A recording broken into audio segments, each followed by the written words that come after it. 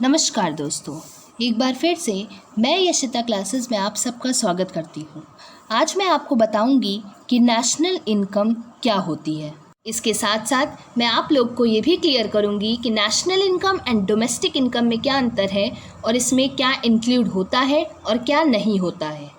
इस वीडियो में आज हम ये भी समझेंगे कि related aggregates of national income for example GDP MP, NDP MP etcetera क्या होता है। जी हाँ, ये वीडियो बहुत ही इंटरेस्टिंग होने वाली है क्योंकि इसमें हम समझेंगे कि डोमेस्टिक इनकम को national income and national income को डोमेस्टिक इनकम में कैसे कन्वर्ट किया जाए। ये सब कैसे होता है, इसका क्या फंडा होता है, इसकी क्या ट्रिक्स एंड टिप्स होती हैं, आज हम इस वीडियो में देखेंगे। वीडियो स्टार्ट करने से पहले मेरी आप लोगों से छोटी सी रिक्वेस्ट है कि प्लीज़ वीडियो को पूरा अंत तक देखें जिससे कि आपको ये कॉन्सेप्ट पूरा क्लियर हो जाए। तो चलिए अब हम बिना टाइम को वेस्ट किए हुए टॉपिक की ओर चलते हैं और समझते हैं नेशनल इनकम यानी राष्ट्रीय आय क्या होती है। तो चलिए अब हम लोग समझते हैं कि नेशनल इनकम क्या है। It refers to the sum total of factor income earned by the normal residents of a country during the accounting period. But now the question arises, what is factor income and what do we mean by normal residents of a country? तो चलिए अब हम इसको बारीकी से देखते हैं कि नेशनल इनकम की डेफिनेशन में ये जो factor income and normal resident आया है ये क्या है, क्योंकि वंस अगेन ये जानना हमें बहुत ज़रूरी है नेशनल इनकम पढ़ते समय। Okay, so now let's begin. Factor income refers to the income received by the factors of production for rendering their factor services. So now let us understand what is factors of production. हाँ, factors of production मतलब land, labor, capital and enterprise. उनको जो भी income होती है in the form of rent, wages, interest and profit is called factor income to the factors of production. ये जो basics हैं जैसे फैक्टर इनकम और नॉर्मल रेजिडेंट ये मैं अपनी पहले ही वीडियोस में बता चुकी हूँ। सो उसका लिंक भी मैंने डिस्क्रिप्शन में दे दिया है जिसे आप वॉच कर सकते हैं एंड मोर क्लैरिफाइड फॉर्म में उसको समझ सकते हैं जिससे आपको और डीप नॉलेज हो जाए। तो चलिए अब हम नॉर्मल रेजिडेंट के कॉन्सेप्ट को भी एक बार फिर से बारीकी से समझ लें और देखें कि ये नॉर्मल रेजिडेंट का कॉन्सेप्ट क्या होता है। नॉर्मल रेजिडेंट की मीनिंग होती है it refers to the individual और an institution who ordinarily resides in a country for more than 365 days and whose economic interest also lies in that country. इसका मतलब है कि जो भी इंडिविजुअल या इंस्टीट्यूशन हो उसका इकोनॉमिक इंटरेस्ट यानी कि जो भी उसका तन मन धन है वो उसी कंट्री में हो जहाँ पे वो नॉर्मल रेजिडेंट हो। ओके, तो आइए अब हम नॉर्मल रेजिडेंट के कॉन्सेप्ट को एक और इंटरेस्टिंग एग्जाम्पल के थ्रू क्लियर कर लेते हैं। तो मान लीजिए अगर कोई स्टूडेंट ग्रेजुएशन करने के लिए यूएसए में गया है एंड वो वहाँ पर 4 साल तक रह रहा है, तो फिर हम ये बिल्कुल भी नहीं कहेंगे कि वो वहाँ का नॉर्मल रेजिडेंट है, क्योंकि वो एक कंडीशन तो सेटिस्फाई कर रहा है कि वो वहाँ पर 365 दिन से ज़्यादा रह रहा है, तो उसका जो भी इकोनॉमिक इंटरेस्ट है वो कहीं से भी यूएसए में नहीं लाई करता है, क्योंकि वो एक स्पेसिफिक पर्पस के लिए यूएसए में गया हुआ है एंड वो ग्रेजुएशन करने के बाद वापस अपनी ही कंट्री में लौट आएगा। तो ये नॉर्मल रेजिडेंट यूएसए का नहीं है। आई होप कि आपको नॉर्मल रेजिडेंट का कॉन्सेप्ट अब क्लियर हो गया होगा। आइए अब हम लोग देखते हैं कि डोमेस्टिक इनकम क्या है। इसके बाद हम ये भी देखेंगे कि डोमेस्टिक इनकम और नेशनल इनकम में क्या अंतर है। Domestic income means it refers to the sum total of the factor income earned within the domestic territory of a country. इसका मतलब है कि जो भी factor income factors of production को within the domestic territory यानी political boundary के अंदर रिसीव हुई है उसको ही हम डोमेस्टिक इनकम कहते हैं। अंडरस्टूड? जैसे मान लीजिए अगर हम डोमेस्टिक इनकम इंडिया की कैलकुलेट कर रहे हैं तो उसमें 2 तरीके से इनकम इंक्लूड होगी। एक तो वो इनकम जो कि इंडिया के निवासी हैं उन्होंने कमाई है, और दूसरी वो इनकम जो यहाँ के निवासी ना होकर के यानी इंडिया के नॉन रेजिडेंट उन्होंने भी with in the domestic territory of India में जो भी इनकम कमाई है वो डोमेस्टिक इनकम में इंडिया की इंक्लूड किया जाएगा। तो मुझे उम्मीद है कि आप लोगों को डोमेस्टिक इनकम का कॉन्सेप्ट क्लियर हो गया होगा और अब हम डिफ्रेंशिएट करेंगे domestic income and national income में। चलिए अब हम लोग देखते हैं domestic income versus national income, इन दोनों में क्या अंतर है और ये कैसे डिफ्रेंशिएट होंगे। तो अब हम डोमेस्टिक इनकम तो समझ चुके हैं कि domestic income is equals to residents within the country plus non residents within the country की इनकम। बट ये जो नेशनल इनकम है वो है normal residents within country plus normal residents outside country. इसका मतलब है कि जो भी हमारे यहाँ के नॉर्मल रेजिडेंट हैं या तो वो हमारे अपने ही देश में हैं और या फिर अगर वो किसी और देश में भी कमा रहे हैं तो उसको भी हम नेशनल इनकम कैलकुलेट करते समय इंक्लूड ज़रूर करते हैं। मतलब बेसिकली नेशनल इनकम में नॉर्मल रेजिडेंट बहुत इम्पॉर्टेंट है। तो चलिए अब हम लोग नेशनल इनकम के लिए कुछ बेसिक कॉन्सेप्ट की बात करते हैं और फिर देखते हैं कि हम सारे न्यूमेरिकल्स ईजिली सॉल्व करेंगे। तो पहले हम बात करते हैं कि अगर हमें ग्रॉस को नेट में कन्वर्ट करना है तो हम कैसे करेंगे। तो पहले हमें इसके लिए समझना होगा कि ग्रॉस क्या होता है। तो ग्रॉस मतलब होता है किसी भी चीज़ की फुल वैल्यू, यानी अगर हम कोई भी फिक्स्ड एसेट खरीदें तो जिस वैल्यू पे हम खरीदते हैं वो ग्रॉस वैल्यू है। और अगर हमें ग्रॉस को नेट में कन्वर्ट करना हो तो नेट मतलब है कि उस फिक्स्ड एसेट्स की करंट वैल्यू क्या है।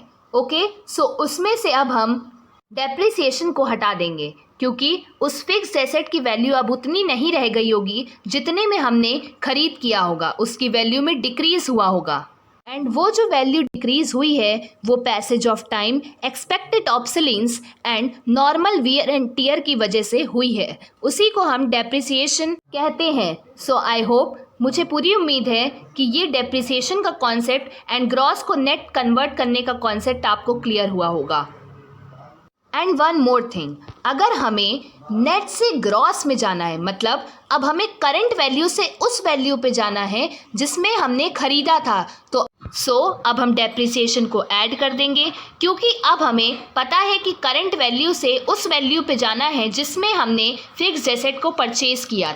तो चलिए अब हम लोग दूसरी चीज़ समझते हैं कि अगर हमें मार्केट प्राइस को फैक्टर कॉस्ट में कन्वर्ट करना हो तो हम इसको कैसे करेंगे। ओके, लेकिन इससे पहले हम ये समझते हैं कि market price and factor cost क्या है। फैक्टर कॉस्ट वो कॉस्ट होता है जिसमें कि एक्चुअल में प्रोडक्शन हुआ होता है। मान लीजिए अगर एक पेन बनने की कीमत 3 रुपये है तो वो उसका फैक्टर कॉस्ट है, जितना उसमें पैसा लगा। एंड अगर उस पेन को मार्केट में 15 रुपये का बेचा जाए तो वो उसका मार्केट प्राइस होगा। ओके, हमेशा ही फैक्टर कॉस्ट जो होता है वो हमेशा कम होता है क्योंकि उसमें कहीं से भी NIT यानी कि टैक्स एंड सब्सिडी नहीं जुड़ी होती है। इसका मतलब है कि अगर हमें मार्केट प्राइस से फैक्टर कॉस्ट में जाना है तो मतलब बड़े से हमें छोटे में जाना है, तो इसमें से हम NIT को हटा देंगे। एंड NIT का फुल फॉर्म होता है नेट इनडायरेक्ट टैक्स। सो जब भी हम मार्केट प्राइस से फैक्टर कॉस्ट में जाएंगे तो NIT को माइनस कर देंगे। सिमिलरली अगर हम फैक्टर कॉस्ट से मार्केट प्राइस में जाएंगे तो हम NIT को ऐड कर देंगे क्योंकि अब हम छोटे से बड़े में जा रहे हैं। मुझे अब पूरी उम्मीद है कि आपको मार्केट प्राइस को फैक्टर कॉस्ट में एंड फैक्टर कॉस्ट को मार्केट प्राइस में कन्वर्ट करना आ गया होगा। तो आइए अब हम लोग समझते हैं कि डोमेस्टिक इनकम को नेशनल इनकम में कैसे कन्वर्ट करेंगे। एंड मैंने domestic income and national income को पहले ही समझा दिया है। तो जब हम डोमेस्टिक इनकम को नेशनल इनकम में कन्वर्ट करते हैं तो हम NFIA को ऐड कर देते हैं जिसकी मदद से हमें नेशनल इनकम मिल जाती है। और सिमिलरली अगर हमें नेशनल इनकम से डोमेस्टिक इनकम में जाना हो तो हम NFIA को इमीडिएटली माइनस कर देंगे। तो अब हम इजीली डोमेस्टिक को नेशनल एंड नेशनल को डोमेस्टिक इनकम में कन्वर्ट कर ले जाएंगे। ओके, अब हम बात करने जा रहे हैं some basic aggregates of national income, जिसकी मदद से हम इजीली नेशनल इनकम के सारे न्यूमेरिकल्स को सॉल्व कर ले जाएंगे। सो मोस्ट इम्पॉर्टेंटली ये एग्जामिनेशन में क्वेश्चन आना ही है एक नेशनल इनकम का बड़ा सा। ओके, सो इस कॉन्सेप्ट को जो मैं अभी समझाने जा रही हूँ इसको आप बहुत ही माइन्यूटली एंड केयरफुली समझें। Okay, so I am beginning. चलिए अब हम देखते हैं कुछ रिलेटेड एग्रीगेट्स नेशनल इनकम के और समझते हैं कि कन्वर्जन कैसे होता है। सो जीडीपी-एमपी को अगर हमें एनएनपी-एफसी में कन्वर्ट करना हो तो बात वही है, तीन ही चीज़ों का इन्वॉल्वमेंट होगा ले दे के, जो मैंने आपको समझा दिया है कि ग्रॉस नेट में कन्वर्ट करना होगा या फिर एमपी को एफसी में करना होगा और या फिर डोमेस्टिक इनकम को नेशनल इनकम में करना होगा। घूम फिर के बात यही आनी है और इसका उल्टा भी पूछा जा सकता है एग्जामिनेशन में, जैसे नेशनल इनकम को डोमेस्टिक में कर दो, फैक्टर कॉस्ट को मार्केट प्राइस में कर दो, एटसेट्रा। ओके, लेकिन अब ये भी सवाल उठता है कि आखिर हमसे किसी ने मीनिंग पूछ ली कि बताइए ज़रा जीडीपी-एमपी, एनडीपी-एमपी, एनएनपी-एफसी ये सब क्या है, इसको कैसे डिफाइन किया जाएगा। तो इसकी भी बहुत ही इजी ट्रिक है एंड आपको कुछ भी बैठ के रटना नहीं होगा, इसमें आपको समझ समझ के हर मीनिंग को अपने आप बनाना होगा। आइए अब हम इस ट्रिक को समझते हैं और सारी मीनिंग को अपने आप बनाते हैं। तो चलिए स्टार्ट करते हैं एक नेशनल इनकम के एग्रीगेट के थ्रू। तो आइए समझते हैं कि जीडीपी-एमपी को कैसे डिफ़ाइन किया जाए। तो जब भी हम मीनिंग को लिखना शुरू करेंगे तो हम शुरुआत हमेशा ही पीछे से करेंगे। तो अब आप देख रहे हैं कि जीडीपी-एमपी में सबसे पीछे है एमपी, तो अब हम डेफिनेशन को लिखना शुरू करेंगे। So it refers to the market price, P मतलब product, of all goods and services को हम कह सकते हैं। प्रोड्यूस, डी मतलब domestic territory, so produced within domestic territory of a country, inclusive of all depreciation, because gross में हमेशा include होता है depreciation. So finally GDP-MP means it refers to the market value of all goods and service produced within the domestic territory of a country and inclusive of all depreciation. So मुझे उम्मीद है कि आपको definition बनाना कुछ कुछ आया होगा। Similarly आइए अब एक और मीनिंग को बनाना सीखें, जैसे एनएनपी-एफसी। सो सबसे पीछे से हमें स्टार्ट करना है, तो एफसी मतलब हम लिखेंगे money value. So NNP FC means it refers to the money value of product, P मतलब product, but goods and services, बीच वाले एन का मतलब है normal resident, so produced by the normal residents of a country exclusive of all depreciation. क्यों? क्योंकि हमें पता है कि नेट में कभी भी डेप्रिसिएशन इंक्लूड नहीं होता है। ओके, नेट में हमेशा डेप्रिसिएशन एक्सक्लूड होता है। तो मुझे अब उम्मीद है कि अब आपको एग्रीगेट्स की डेफिनेशन बनाना तो आ ही गया होगा, इसको आप ज़रूर ट्राई करिएगा। ओके, चलिए अब हम कुछ कन्वर्जन भी सीख लेते हैं और नेशनल इनकम को कुछ कुछ हम ट्राई करते हैं समझने की। काफ़ी कुछ हमने सीख लिया है इसमें। तो चलिए अब हम एक एग्जाम्पल के थ्रू देखें कि जीडीपी-एमपी को एनएनपी-एफसी में नेशनल इनकम में कैसे कन्वर्ट किया जाएगा। सबसे पहले जब हम किसी एग्रीगेट को कन्वर्ट करेंगे, मान लीजिए जैसे हमें कन्वर्ट करना था जीडीपी-एमपी को एनएनपी-एफसी में, तो सबसे पहले लिखेंगे कि NNP FC is equals to GDP MP, फिर हम देखेंगे फर्स्ट लेटर से स्टार्ट करेंगे एंड कन्वर्जन करते जाएंगे। जैसे अगर हम G को N में कन्वर्ट करेंगे तो माइनस डेप्रिसिएशन करेंगे, और D को अगर हम N में कन्वर्ट करेंगे तो डोमेस्टिक को मतलब हमें नेशनल में कन्वर्ट करना है तो हम प्लस NFIA कर देंगे, और अगर देखा जाए तो हमें MP को FC में करना है तो इसके लिए हम इमीडिएटली माइनस NIT कर देंगे। तो जब भी मान लीजिए कोई भी कन्वर्जन करना हो तो सबसे पहले जिसमें हमें कन्वर्ट करना हो उसको हम पहले लिखेंगे इक्वल्स टू लगा के। ओके, देन उसके बाद जिसको जिसमें करना है उसको लिखेंगे और उसके आगे सब कन्वर्जन करते जाएंगे।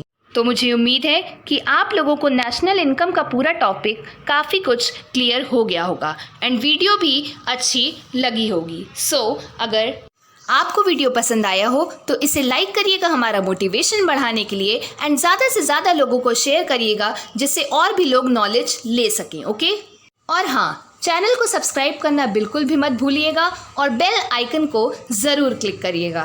Thank you very much for watching this video.